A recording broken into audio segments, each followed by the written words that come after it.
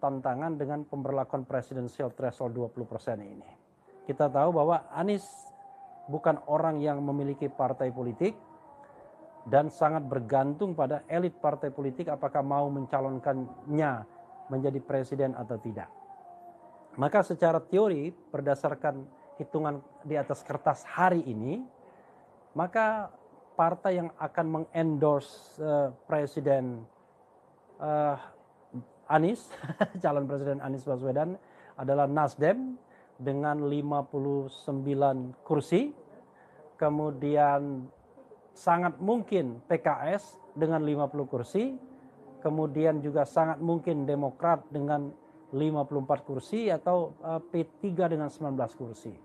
Partai lain kita tidak tahu apakah akan iya atau tidak. Tapi intinya adalah kalau Anies tidak di-endorse oleh 3 besar, yaitu PDIP, kemudian Golkar dan Gerindra, maka tidak ada cara lain, paling tidak sedikitnya 3 partai politik harus mendukung Anies untuk bisa menjadi calon presiden. Dan itu tentu tidak mudah, karena kita tahu di dalam politik no free lunch, tidak ada yang namanya makan siang gratis ya. Kritik terbesar terhadap presidensial threshold maupun threshold di pilkada adalah kita tahu candidacy itu tidak mudah dan tidak murah. Harganya makin mahal ya. Suatu saat ketika ada acara ya, misalnya seorang pimpinan partai politik mengatakan, ketika Rizal Ramli mengatakan dia harus mengeluarkan 300 miliar untuk menjadi calon presiden, partai politik meminta, kata ketua umum partai politik, apa 300 miliar? 300 miliar itu kecil, itu untuk gubernur Pak. Kalau untuk presiden barangkali jauh lebih besar dari itu. Jangan-jangan sudah kelasnya sudah triliunan. You can imagine ya, bagaimana pilpres kita di awal saja sudah dipenuhi praktik atau bumbu money politicsnya. Nah itu kan susah kita mendapatkan pemimpin yang mana. Tapi bagaimanapun kan akhirnya kita harus memilih pemimpin di antara, kalaupun semuanya buruk karena sistemnya buruk, ya tetap saja harus mencari the best among the worst. Jadi mencari yang terbaik di antara yang terburuk. Sobat Era sekalian, saya ingin sedikit membacakan beberapa berita terkait dengan ulang tahun Anies Baswedan ya. Saya tidak ingin spesifik membacakan, sebentar lagi maghrib. Ini ada Anies Baswedan ulang tahun, Fadlizon unggah foto lawas keduanya.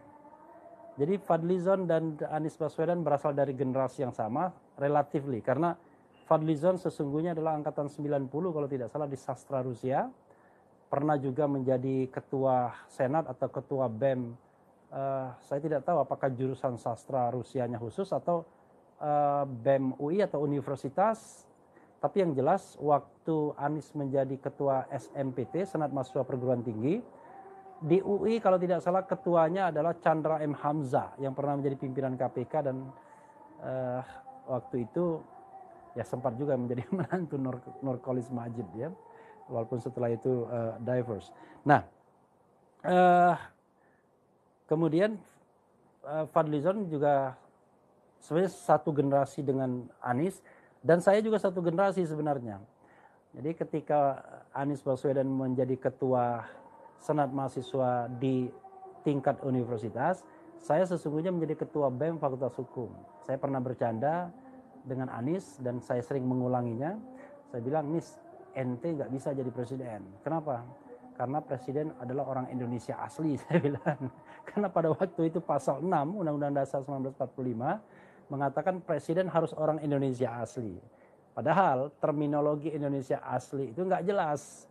Makanya dalam konstitusi yang baru, ya Undang-Undang Dasar 1945 setelah amandemen, itu diubah ketentuan Indonesia asli itu menjadi warga negara sejak keturunan dan tidak pernah menjadi warga negara lain karena kehendaknya sendiri. Nah ini menarik ya, tidak pernah menjadi warga negara lain karena kehendaknya sendiri. Karena kita tahu bahwa ada orang yang menjadi warga negara asing karena tidak kehendaknya sendiri. Seperti misalnya orang yang lahir di Amerika Serikat ya. Saya punya keponakan misalnya, karena lahir di Amerika Serikat, ya otomatis dia menjadi warga negara Amerika Serikat. Tapi dia juga menjadi warga negara Indonesia karena Indonesia menganut azas keturunan, ius sanguinis. Nah, karena itu sebenarnya harus memilih kan.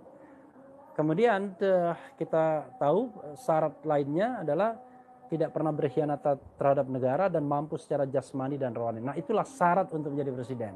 Dan fortunately ya, Anies pasti memenuhinya.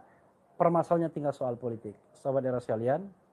Dan unfortunately untuk ini rupanya mau maghrib ya, mau tidak mau saya harus mengakhiri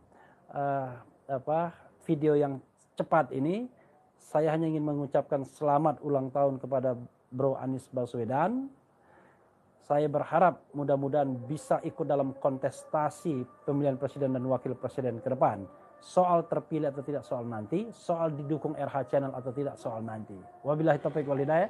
Wassalamualaikum warahmatullahi wabarakatuh. Ciao.